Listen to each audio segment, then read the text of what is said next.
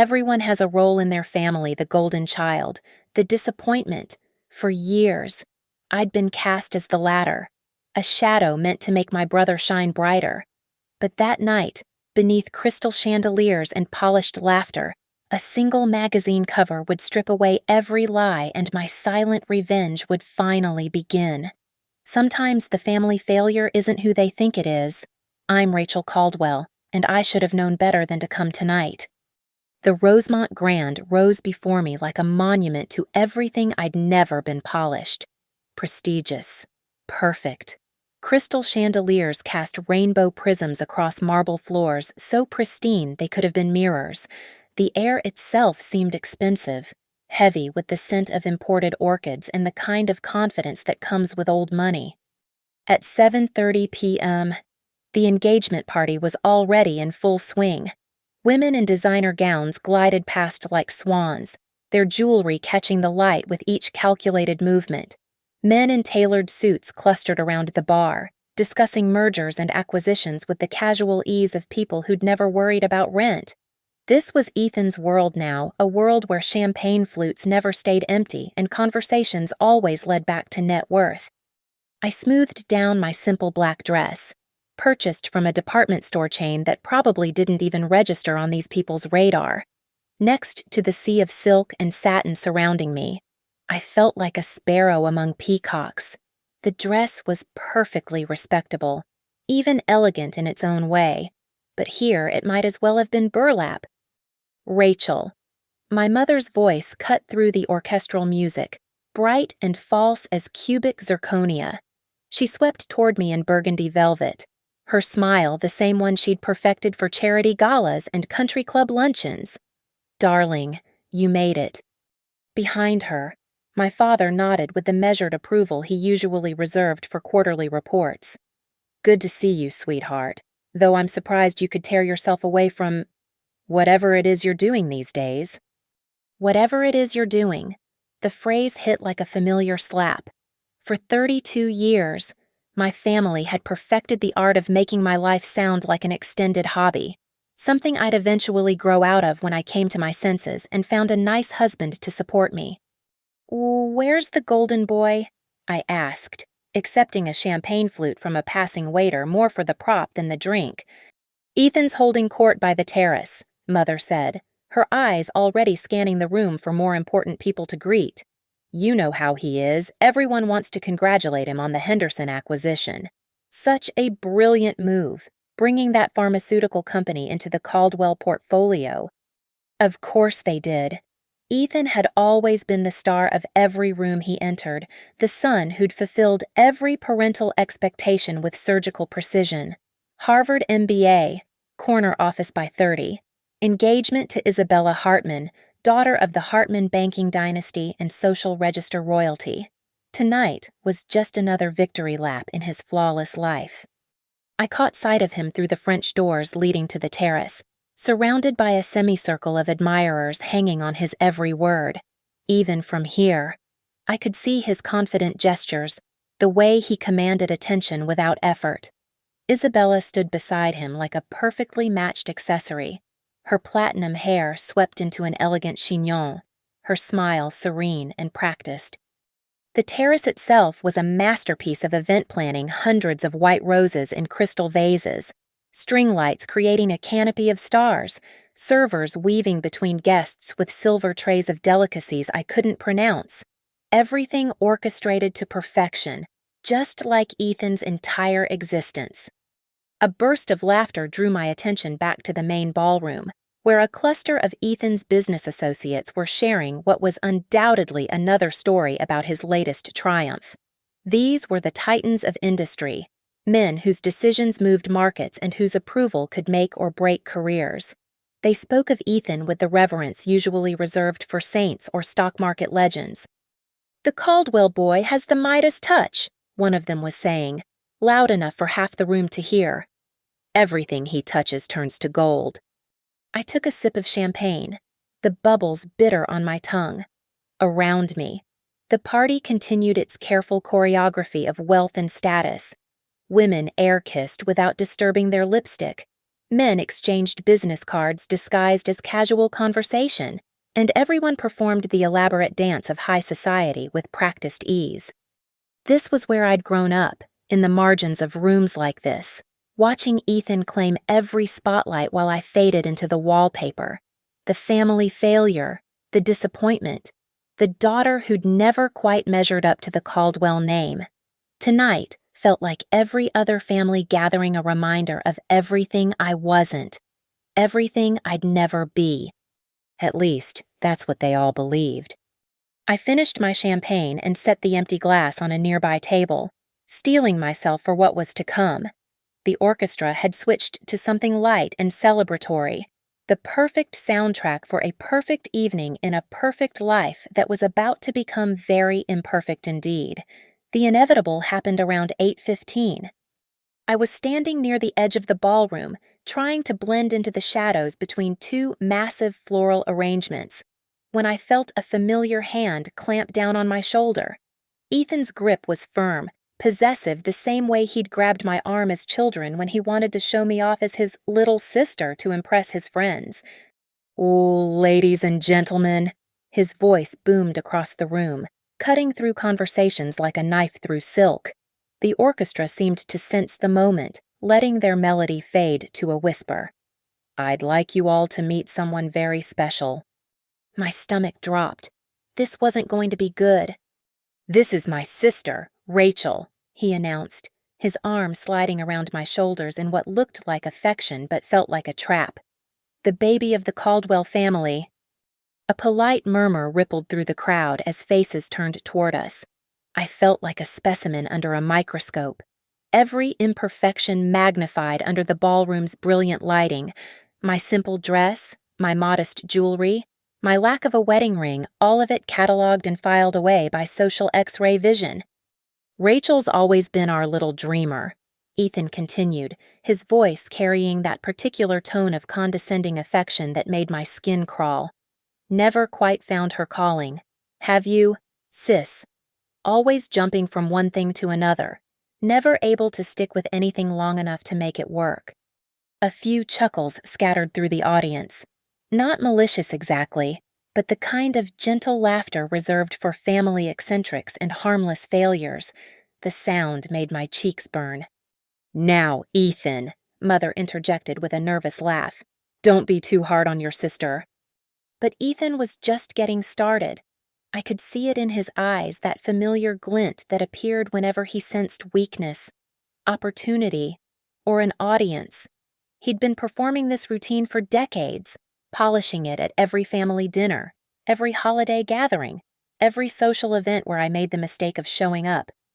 "Oh, I'm not being hard on her," he said, squeezing my shoulder tighter. "Rachel's just, well, she's still figuring things out. Aren't you, Rachel? Still searching for that big break, that moment when everything will finally click into place." The crowd was fully engaged now, watching this little family drama unfold like dinner theater. I could see Isabella watching from across the room, her expression carefully neutral but her eyes sharp and assessing. This was probably the first time she'd witnessed the full Caldwell family dynamic, and I wondered what she thought of her future brother-in-law's casual cruelty. "She's tried so many different things over the years," Ethan continued, warming to his theme. "Marketing, consulting, that little tech startup phase, remember that one? Rachel, what was it called again?" He knew exactly what it was called. He'd mocked it mercilessly when I'd first mentioned it 3 years ago, calling it Rachel's little computer project, with the same tone one might use to describe a child's finger painting. "I think it's wonderful that Rachel keeps trying new things," Isabella said suddenly, her voice carrying clearly across the room. There was something in her tone I couldn't quite place, not quite disapproval, but definitely not approval either. "Oh, it is," Ethan agreed readily. "Very admirable. Though at some point, you have to wonder if maybe it's time to be more realistic about expectations. Not everyone can be an entrepreneur. After all, it takes a certain kind of drive, a certain killer instinct that not everyone possesses." The implication hung in the air like smoke from an extinguished candle. The kind of drive that he possessed, naturally. The killer instinct that had made him successful while I floundered in mediocrity. Perhaps Rachel could find something more. Stable, suggested Mrs. Hamilton, one of Mother's bridge partners. Teaching, maybe, or working for a nice nonprofit. Something more suited to her temperament. More laughter. Softer this time, but somehow more cutting. The laughter of people who were genuinely trying to be helpful, which was almost worse than outright mockery. They weren't being cruel, they were being kind, offering suggestions for the poor, lost Caldwell daughter who couldn't seem to get her life together. Rachel's always been sensitive, Father added, his voice carrying the weight of decades of disappointment. She takes things to heart. The business world can be brutal, and not everyone has thick enough skin for it. I stood there, feeling like a butterfly pinned to a board, while my family and their friends dissected my failures with surgical precision. Each word was carefully chosen, seemingly supportive while actually highlighting every shortcoming, every missed opportunity, every way I'd fallen short of the Caldwell standard. The important thing, Ethan concluded, is that Rachel knows she always has family to fall back on. We'll always be here for her, no matter what. He paused, letting that sink in. Though maybe it's time to consider something a little more conventional. What do you think, sis? All eyes were on me now, waiting for my response, waiting for me to smile and nod and play my assigned role in this well-rehearsed drama.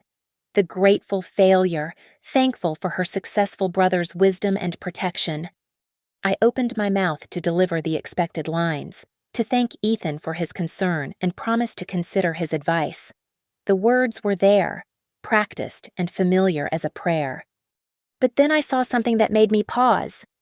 Isabella was holding her phone, and the screen was lit up with something that made her face go completely white. Isabella's phone slipped from her fingers.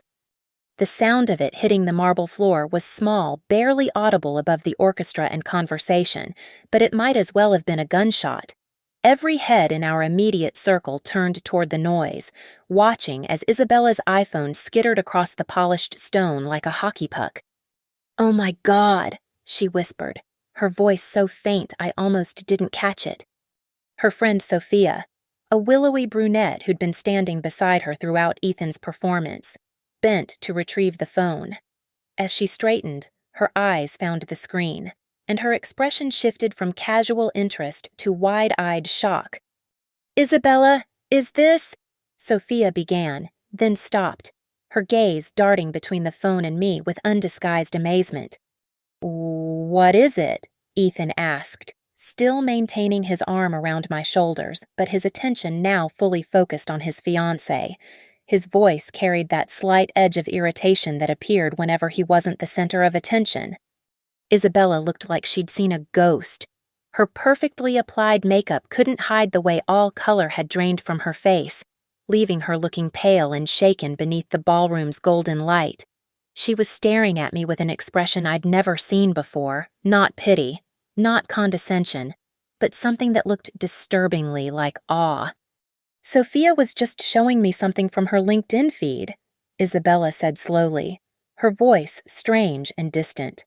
"There's been a lot of buzz in our circle about this year's Forbes 30 Under 30 and energy." The mention of Forbes sent a ripple of interest through the nearby guests.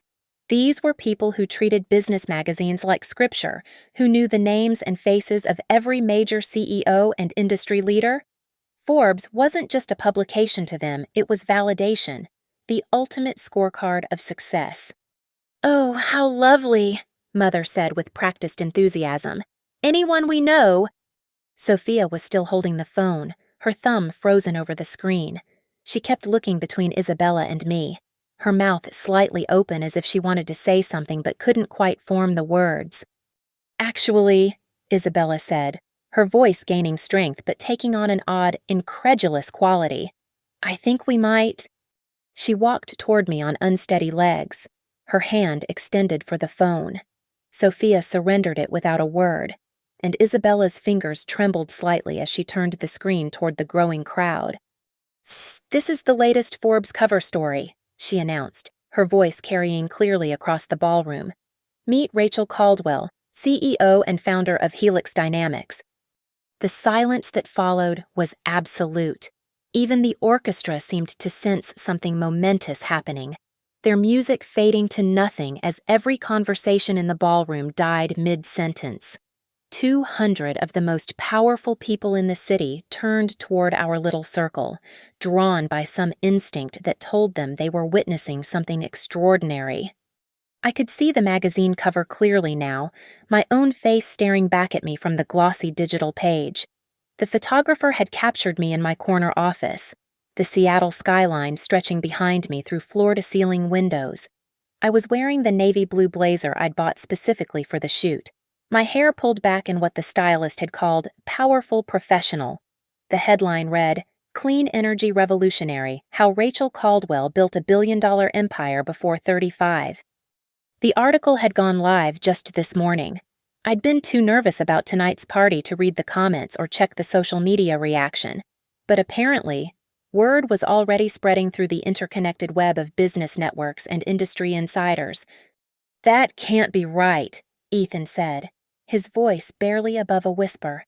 His arm had fallen away from my shoulders, and he was staring at the screen like it contained some impossible equation he couldn't solve.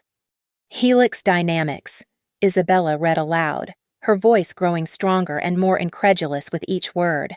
"The revolutionary clean energy company that's poised to transform the renewable sector. Valued at $2.7 billion following their recent Series D funding round." A murmur ran through the crowd like electricity through water. I could see people pulling out their own phones, frantically searching for confirmation of what they were hearing. Heads turned, whispers spread, and suddenly I was no longer invisible in this room full of titans. "Founded 3 years ago in a garage in Portland," Isabella continued, scrolling down the article. "Caldwell's proprietary battery technology has attracted investment from every major venture capital firm on the West Coast. The company went public last month in what's being called the largest clean energy IPO in history."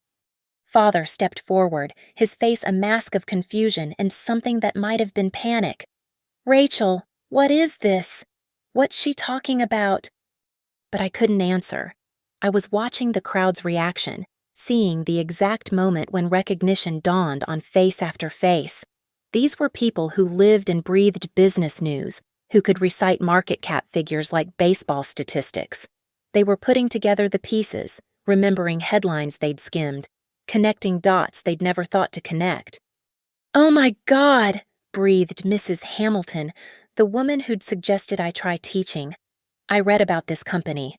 They're revolutionizing grid storage technology.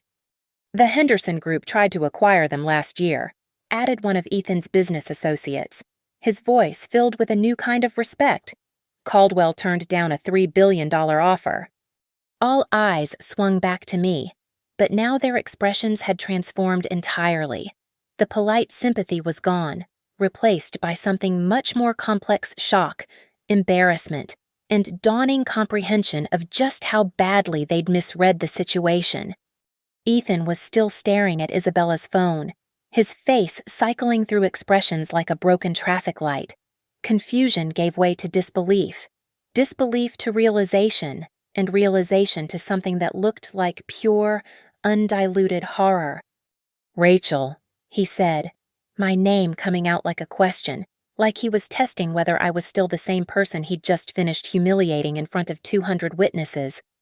I looked around at the circle of faces, my parents, Ethan, Isabella, all their influential friends and business partners, and felt something shift inside me.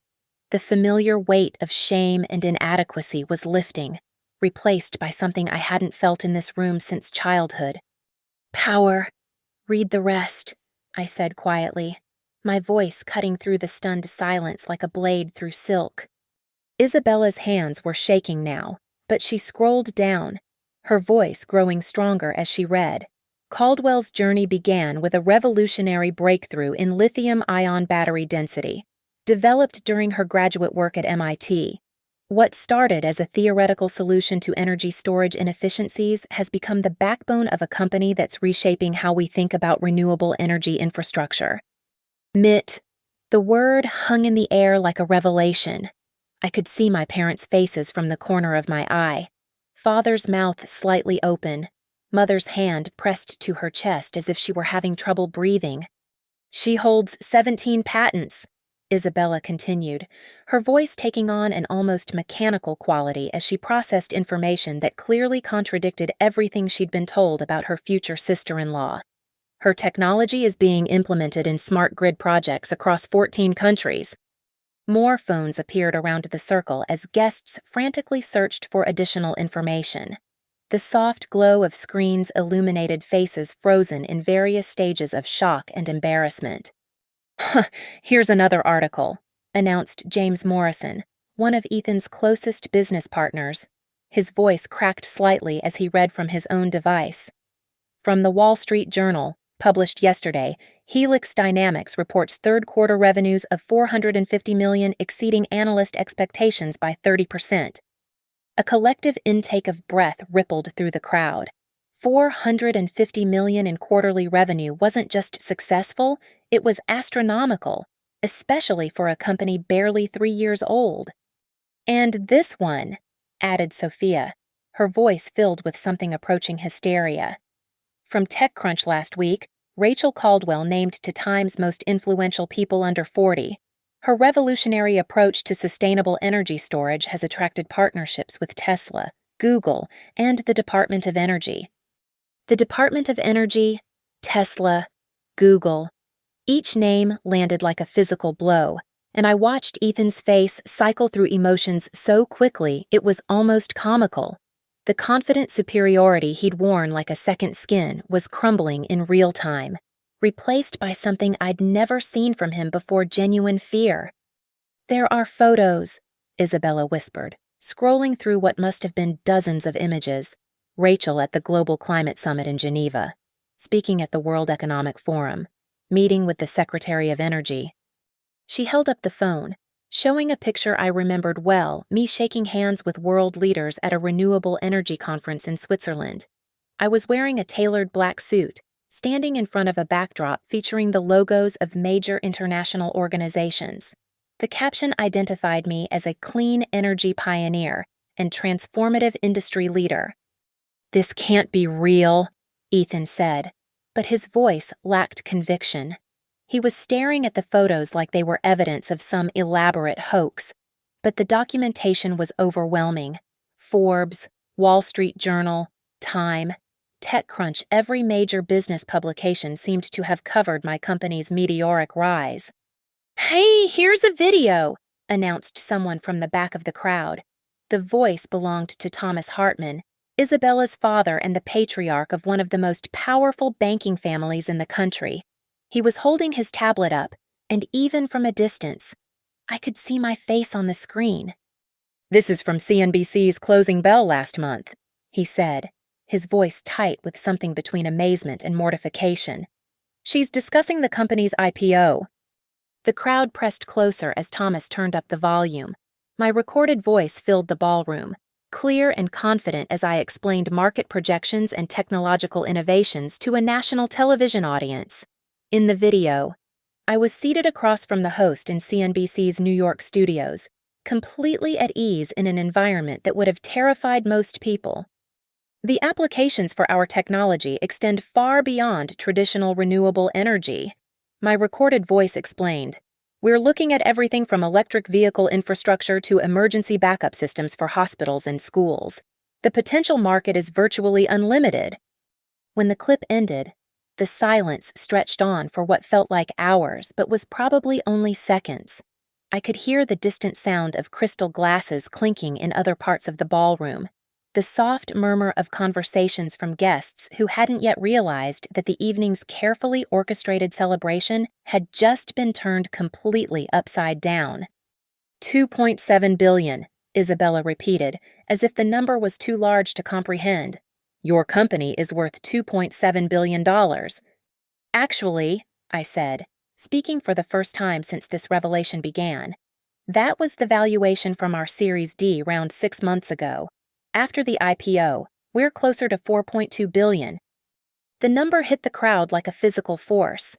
I watched as several people actually took steps backward, as if the sheer magnitude of what they were learning required more physical space to process. 4.2 billion, Father repeated numbly. His face had gone completely gray, and he was gripping Mother's arm as if he needed the support to remain standing. The IPO was covered extensively, added Mrs. Richardson, another family friend who was now scrolling frantically through her phone. Look at this, Bloomberg called it the most successful clean energy debut in NASDAQ history. The stock opened at $42 and closed the first day at $67. I remembered that day vividly. I'd spent the morning on the trading floor at NASDAQ, watching the opening bell ceremony with my executive team. The afternoon had been a blur of interviews and conference calls as the financial media scrambled to understand how a company they'd barely heard of had just become one of the most valuable clean energy firms in the world. There are dozens of articles, someone else called out. Forbes, Fortune, Harvard Business Review. She's been featured in everything. The crowd was growing larger as word spread throughout the ballroom. I could see people abandoning their conversations at the bar and on the terrace, drawn by the commotion and the unmistakable energy of a social earthquake in progress. Ethan stood frozen in the center of it all, still wearing his tuxedo and his engagement party smile, but looking like a man who'd just watched his entire world collapse. His eyes kept darting between me and Isabella's phone, as if he were hoping the screen would suddenly show different information, reveal this all to be some terrible mistake. But there was no mistake. The evidence was overwhelming, undeniable, and spreading through the room like wildfire. The family failure had just been exposed as anything but. The first person to break was Mother. "Rachel, sweetheart," she said, her voice unnaturally bright as she stepped forward with her arms outstretched. "Why didn't you tell us we're so proud of you, aren't we? Harold." Father nodded vigorously, his earlier dismissiveness evaporating like morning mist. "Absolutely. So proud. We always knew you had it in you, didn't we? Margaret."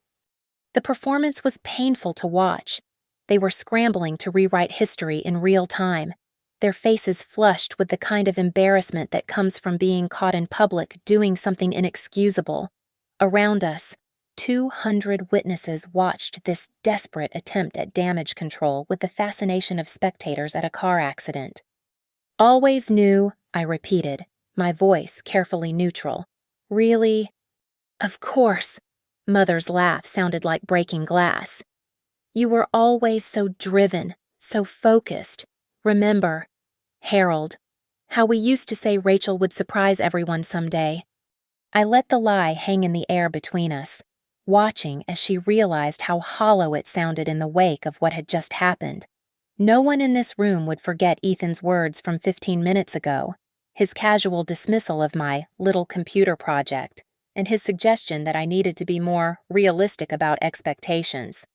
"We should have talked about this more," Father added, his corporate instincts kicking in as he tried to salvage the situation. "Family communication is so important. We obviously didn't understand the scope of what you were building." "The scope," I said, tasting the words. "Is that what we're calling it?" Ethan finally found his voice, though it came out as barely more than a whisper. "Rachel, I had no idea. If I'd known." "If you'd known what," I turned to face him directly, and he actually took a step backward. "If you'd known I was successful, you wouldn't have spent the last 15 minutes telling everyone what a failure I am." I didn't mean," he was floundering. His usual confidence completely evaporated. "I was just, you never said anything about." "About what? About my little computer project." I kept my voice level, conversational, but every word was precision-aimed. About my unrealistic expectations about how I needed to find something more suited to my temperament. The crowd around us had grown to nearly half the party. Word was spreading through the ballroom like wildfire, and I could see phones everywhere, people frantically researching, sharing articles, calling friends and colleagues. The story was writing itself in real time. Prominent family humiliates daughter at engagement party, only to discover she's worth billions. "Rachel, please," Mother interjected, her voice taking on a desperate edge. "We're family. Surely we can discuss this privately." Privately, I looked around at the sea of faces watching us with rapt attention. Like how you privately supported my career, like how you privately celebrated my achievements, like how you privately told people about my success. Isabella was still holding her phone, but she'd stopped reading. Her face had gone through several transformations over the past few minutes: shock, embarrassment, and now something that looked like dawning horror as she began to understand what kind of family she was marrying into. "When I started Helix Dynamics," I continued, my voice carrying clearly through the ballroom's acoustics, "I called Dad to tell him about the breakthrough. Do you remember what you said? Father." Father's face had gone ashen. He opened his mouth, but no words came out. "You said I was chasing fantasies. You said I should stop wasting time on pie-in-the-sky technology and find a real job." I turned to Mother, "And you suggested I consider getting my teaching certificate, because it would be more stable than trying to be an entrepreneur." The silence was deafening. Even the orchestra had stopped playing, the musicians apparently sensing that continuing would be inappropriate for whatever was unfolding in the center of their venue. When we got our first major contract, $20 million from the California Public Utilities Commission, I called to share the news. Ethan told me it was probably just a fluke, that I shouldn't get my hopes up because government contracts were unreliable. Ethan's face was cycling through expressions like a slot machine, but he seemed incapable of forming words. When we announced our Series A funding $40 million, Mother asked if I was sure it wasn't some kind of scam, because those internet people were always trying to take advantage of naive young women. I could see people in the crowd exchanging glances, their expressions shifting from curiosity to something approaching disgust as they began to understand the full scope of what had transpired. "And when we went public 3 months ago," I said, my voice growing stronger, "when the Wall Street Journal called it the most successful clean energy IPO in NASDAQ history, when Bloomberg featured me on their cover, when Fortune named me CEO of the year, none of you called to congratulate me." The accusation landed like a physical blow. I watched my parents flinch, saw Ethan close his eyes as if he could somehow make this moment disappear. "But tonight," I continued, "when you had an audience, when you had 200 people watching, you were happy to tell everyone about my failures. You were delighted to explain how I couldn't stick with anything, how I lacked the killer instinct for business, how I needed to be more realistic about my limitations." "Rachel," Ethan said, his voice cracking, "I'm sorry. I'm so sorry. I didn't know." "You didn't know because you never asked." I said simply, "None of you asked. In 3 years, not one of you ever asked about my work, my company, my life. You were all so convinced I was a failure that you never bothered to find out if you were right." Isabella was staring at Ethan with an expression I'd never seen before. Not anger exactly, but something colder, something that looked like she was seeing him clearly for the first time. How?" she asked quietly. "How do you not know your sister is running a billion-dollar company?" Ethan opened his mouth, closed it, opened it again, but what could he say? How could he explain 3 years of willful ignorance, of assumptions so deep-rooted that he'd never questioned them? "Because," I answered for him, "they never believed I could be anything other than what they decided I was when I was 12 years old." Isabella was the first to move, taking 3 deliberate steps away from Ethan until there was a visible gap between them. The symbolism wasn't lost on anyone watching, least of all Ethan himself, whose face went from embarrassed pink to a sickly gray as he registered what was happening. "Isabella," he said, reaching for her hand, "please, let me explain." She pulled back before he could touch her, her blue eyes blazing with something I'd never seen from the usually composed banking heiress. "Explain what? Exactly. How you just spent 15 minutes publicly humiliating your sister in front of my family and friends." How you turned your own flesh and blood into entertainment." The words hit Ethan like physical blows. He glanced around desperately, seeming to realize for the first time that this wasn't just a family squabble anymore. This was a public relations catastrophe unfolding in front of some of the most influential people in the city. "It wasn't like that," he protested, his voice rising with panic. We were just having fun. Family banter. Rachel knows I didn't mean anything by it." "Fun." Isabella's voice cut through the ballroom like a whip. "You called her a failure. You said she had no killer instinct. You suggested she needed to find something more realistic while she's running a company worth more than your entire division." Thomas Hartman stepped forward, his face a mask of cold disapproval. Isabella's father was a man who'd built a banking empire through careful calculation and impeccable judgment, and right now he was looking at his future son-in-law like a bad investment he needed to liquidate immediately. "Ethan," he said, his voice carrying the quiet authority of someone accustomed to being obeyed, "I think you owe your sister a profound apology." "Of course," Ethan said quickly, turning to me with desperate eyes. "Rachel, I'm so sorry. I was completely out of line. I had no idea about your success, and No idea," I repeated, cutting him off. "There's that phrase again. You had no idea because you never bothered to find out. For 3 years. Ethan. 3 years of family dinners, holidays, phone calls, and not once did you ask what I was actually doing with my life." Isabella was scrolling through her phone again, her face growing paler with each article she discovered. "There are photos of her with the president," she said, her voice barely above a whisper. "At the White House Clean Energy Summit. She was awarded the National Medal of Innovation." The National Medal of Innovation, the highest honor the government could bestow on a civilian for technological achievement. I remembered that day clearly standing in the Oval Office while the president hung the medal around my neck, surrounded by other innovators who'd changed the world through their work. How do you not know your sister received the National Medal of Innovation?" Isabella demanded, and there was something dangerous in her voice now. "How do you not know she's been featured on the cover of every major business magazine in the country?" We don't really talk about work," Ethan said weakly. "Family time is for family things." "Apparently family time is for humiliating family members," Isabella shot back. "What exactly did you think she did for a living?" Ethan's mouth opened and closed like a fish gasping for air.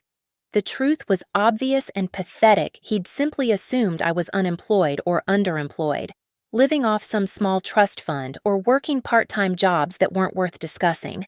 He'd been so convinced of my failure that he'd never questioned his assumptions. "This is who I'm marrying," Isabella continued, her voice rising with each word. "Someone who treats his own sister like a joke, someone who builds himself up by tearing down the people who should matter most to him." The crowd around us was growing larger and more restless. I could see phones everywhere, people discreetly recording or live tweeting what was rapidly becoming the social event of the year. Tomorrow. This would be on every gossip blog and business news site in the country. Tech billionaire humiliated by brother at his own engagement party. "Isabella, please," Ethan begged, reaching for her again. "You're overreacting. This is just a misunderstanding." "A misunderstanding." She laughed, but there was no humor in it. "I just watched you systematically destroy your sister's dignity in front of 200 people. I watched you paint her as a loser and a failure while she's actually one of the most successful entrepreneurs in the country. What exactly am I misunderstanding?" "It's not that simple," he protested. "You don't understand our family dynamic." "Oh, I understand it perfectly," Isabella said coldly.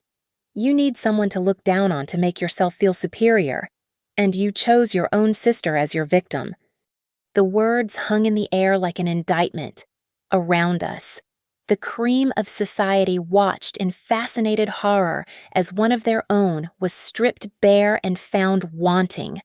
These were people who valued power and success above all else, and they'd just witnessed Ethan reveal himself as petty, cruel, and catastrophically misinformed. "That's not fair," Ethan said, but his voice lacked conviction. "I support Rachel. I've always supported her." "By calling her a dreamer who can't stick with anything." Isabella's voice was ice cold now. "By suggesting she lacks the intelligence for business, by turning her into a punchline at my engagement party." Her engagement party. The phrase hit like a revelation, and I could see the full horror of the situation dawning on Ethan's face. This wasn't just about our family dynamic anymore. This was about Isabella's social standing, her family's reputation, and the very foundation of their relationship. "My father invited his business partners here tonight," Isabella continued, her voice deadly quiet. "The CEOs of 3 Fortune 500 companies are watching this. The governor of New York is standing 10 feet away. And you've just demonstrated that you're the kind of man who humiliates successful women for sport." I glanced around and realized she was right. Governor Martinez was indeed standing nearby, his face a careful mask of neutrality. But I could see the calculation in his eyes. Politicians lived and died by association, and being connected to this kind of scandal could be career suicide. "Isabella." Ethan tried one more time, but she was already removing the engagement ring from her finger. The 5-carat diamond caught the light as she held it out to him, and a collective gasp went up from the crowd. Engagement rings worth more than most people's houses weren't removed lightly, especially not in front of an audience of this magnitude. "I need time to think," she said simply, "about what kind of man I'm planning to marry and what kind of family I'm planning to join." The ring hung between them like a question mark, glittering under the ballroom's crystal chandeliers while 200 witnesses held their breath. The engagement ring hit the marble floor with a sound like a gunshot. Isabella had dropped it deliberately, letting the 5-carat diamond bounce once before skittering across the polished stone to rest at Ethan's feet. The symbolism was unmistakable, and the crowd's collective intake of breath seemed to suck all the oxygen from the room. For 32 years, I had stood in shadows while my brother commanded every spotlight. I had accepted the role of family disappointment, the cautionary tale, the sister who would never measure up. But as I looked around at 200 faces that now regarded me with a mixture of awe, embarrassment, and newfound respect, I realized something had fundamentally shifted. The stage was mine now. "You want to know the real irony?" I said, my voice carrying clearly through the stunned silence. I wasn't speaking to Ethan or my parents anymore. I was addressing the room, owning this moment in a way I'd never owned anything in my life. 3 years ago, when I was working 18-hour days in that Portland garage, trying to solve battery density equations that could change the world, I used to dream about moments like this. Not the humiliation, the recognition. I fantasized about walking into a room like this one and finally being seen for who I really was. I stepped forward, moving into the center of the circle where Ethan had dragged me 15 minutes earlier. But this time, I wasn't a reluctant participant in someone else's show. This was my performance now. I imagined my family's faces when they realized their failure had built something extraordinary. I thought about how proud they'd be, how they'd apologize for doubting me, how we'd laugh about their lack of faith and move forward together. My voice was steady, conversational, but it carried to every corner of the ballroom. The orchestra had long since stopped playing, and even the waitstaff had frozen in place, sensing they were witnessing something that would be talked about for years to come. But standing here tonight, watching my brother use my supposed failures as entertainment for your amusement, I realized I was dreaming about the wrong thing entirely. I turned slowly, making eye contact with faces I recognized: Fortune 500 CEOs, federal judges, media moguls, political power brokers. These were people who could make or break careers with a single conversation, and they were all watching me with the kind of attention usually reserved for heads of state.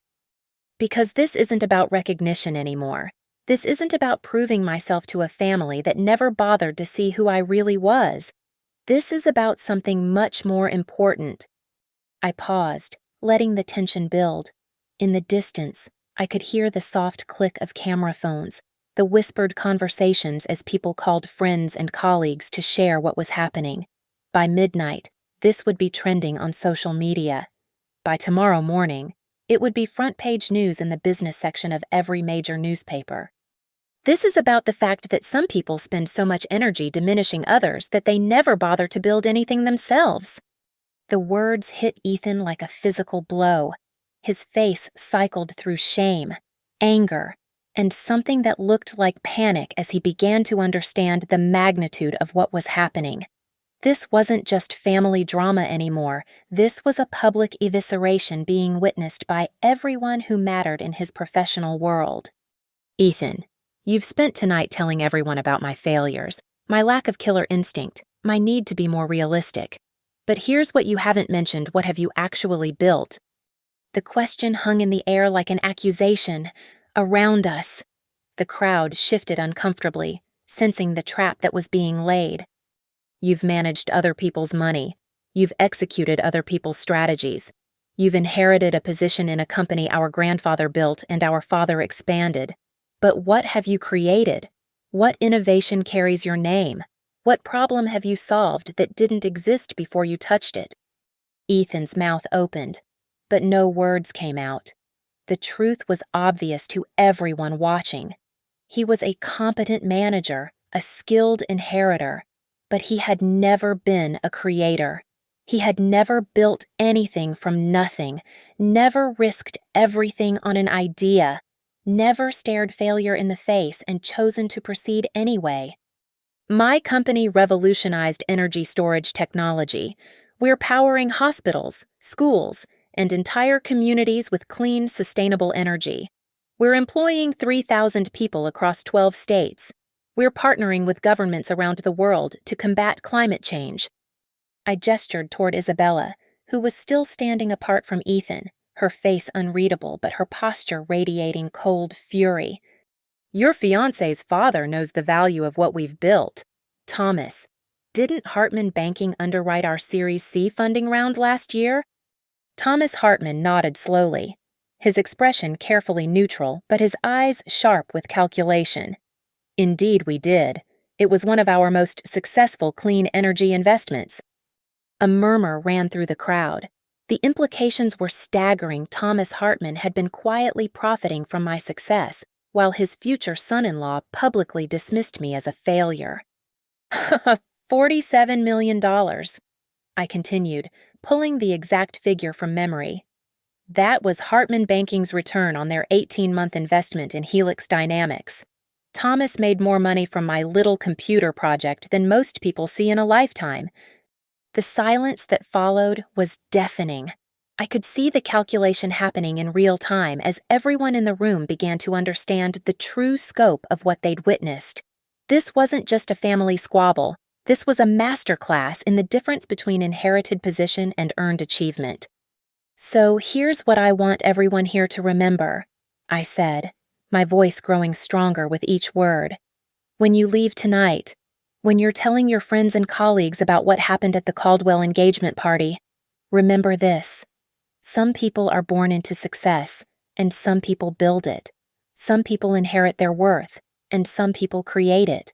Some people spend their lives standing on pedestals, others built for them, and some people construct their own foundations. I looked directly at Ethan, who was still staring at the engagement ring at his feet like it contained the answers to questions he didn't know how to ask. And some people are so threatened by other people's achievements that they'll sabotage their own family to feel superior. The words carried a finality that seemed to settle over the room like dust after an explosion. This wasn't just a revelation anymore, it was a reckoning. I don't need your recognition, I continued, addressing my family but speaking loudly enough for everyone to hear. I don't need your approval, your support, or your retroactive pride. What I needed was basic respect, and you couldn't even manage that. I straightened my shoulders, feeling something I hadn't experienced since childhood, the absolute certainty that I belonged exactly where I was standing.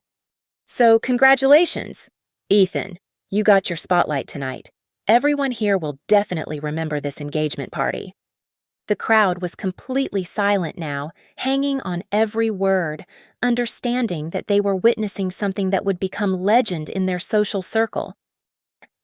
They'll remember it as the night you humiliated a billionaire and lost your fiancée in the process. I turned away from my family, from their shocked faces, their stammered apologies, their desperate attempts to salvage what couldn't be saved, and began walking toward the ballroom's grand entrance. My heels clicked against the marble with a rhythm that seemed to echo in the cathedral-like silence. Behind me, I could hear the chaos beginning to unfold. Whispered conversations erupted like wildfire as guests processed what they'd witnessed. Phone calls were being made, texts were flying, and somewhere in the distance, I caught the unmistakable sound of Isabella's voice, cold and final. "The engagement is off." But I didn't look back. The crowd parted before me like water, 200 of the most powerful people in the city stepping aside to create a clear path to the exit. Their faces were a study in contrasts. Some showed embarrassment at having witnessed my family's public humiliation of me. Others displayed newfound respect, and more than a few wore expressions of calculating interest. Tomorrow, my phone would be ringing with invitations, investment opportunities, and requests for meetings. These people recognized power when they saw it, and they'd just watched it reveal itself in spectacular fashion. As I reached the marble steps leading down to the main lobby, I heard footsteps behind me. For a moment, I thought it might be Ethan, finally ready to offer a genuine apology. But when I glanced back, I saw Governor Martinez approaching, flanked by two of his aides. "Ms.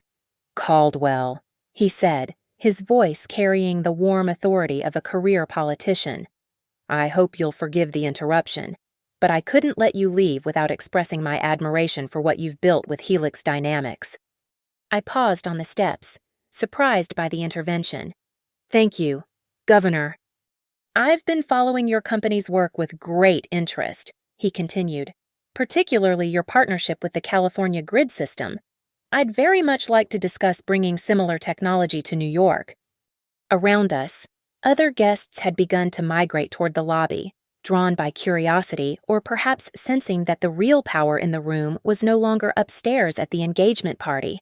I could see business cards being discreetly exchanged, networking happening in real time as people repositioned themselves around this new reality. "I'd be happy to discuss that," I said, pulling out my phone to exchange contact information. "My assistant can coordinate with your office." "Excellent!" The governor smiled, and I caught sight of several photographers who'd somehow materialized in the lobby, their cameras capturing this moment of political validation. By tomorrow morning, there would be photos of me speaking with the governor while my brother's engagement party collapsed in the background. The symbolism was perfect. I continued down the steps, through the Rosemont Grand's opulent lobby with its hand-painted ceilings and imported Italian marble. The doorman held the heavy glass doors open for me, and I stepped into the cool evening air of the city street. The contrast was immediate and striking. Inside, there had been artificial light, orchestrated conversation, and the suffocating weight of expectations and assumptions. Out here, the city hummed with genuine energy car horns, distant music, the sound of real life happening all around me. I pulled out my phone and called my driver, who'd been waiting in the parking garage since 8 o'clock. "Marcus, I'm ready to leave." "All ready, Ms. Caldwell. The party's supposed to run until midnight." I smiled, looking back at the glowing windows of the ballroom 20 floors above. Even from street level, I could see the animated silhouettes of guests who were undoubtedly still discussing what they'd witnessed. "Trust me, the party's over." As I waited for the car, I noticed a small crowd beginning to gather on the sidewalk. Word was apparently spreading beyond the ballroom.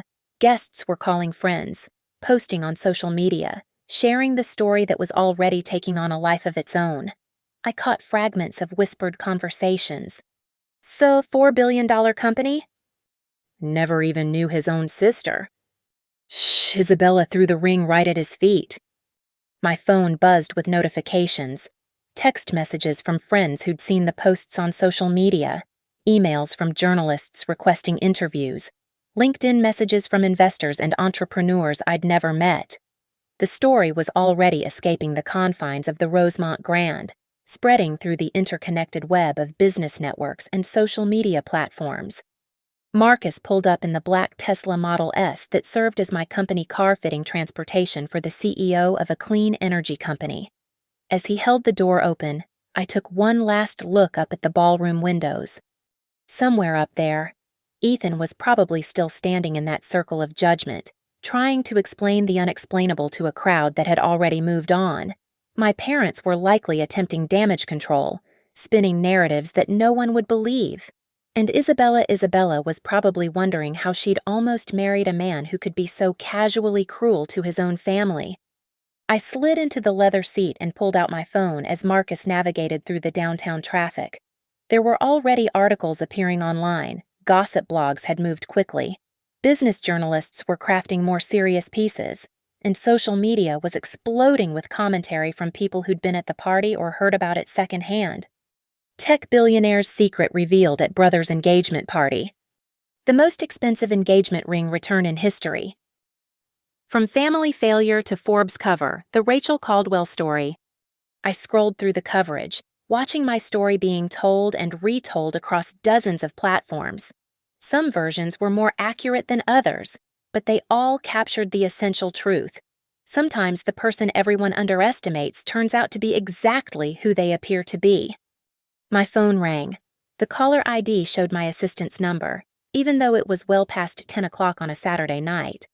"Sarah, you should be enjoying your weekend." "Are you kidding me?" Her voice was electric with excitement. "Do you have any idea what's happening online right now?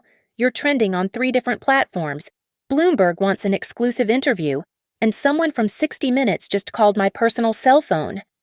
I laughed, feeling something I hadn't experienced in years, the pure satisfaction of being exactly where I was supposed to be, doing exactly what I was meant to do.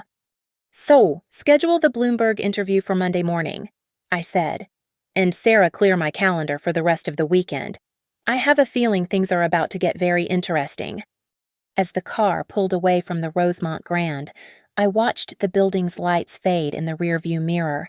Tonight had started as Ethan's celebration, his moment to shine in front of everyone who mattered in his world. Instead, it had become the night the family failure finally stopped apologizing for her success. And honestly, I couldn't have written a better ending myself. Thank you so much for listening to this revenge story. I hope you enjoyed Rachel's journey from family disappointment to taking control of her narrative. I'd love to hear from you. Where are you listening to this story? Are you at home, commuting, or maybe taking a break at work? Drop a comment below to let me know where you're tuning in from, and let's connect. Don't forget to subscribe to the channel and share your thoughts about Rachel's story. Did she handle the situation perfectly? Or would you have done something differently? I can't wait to read your perspectives.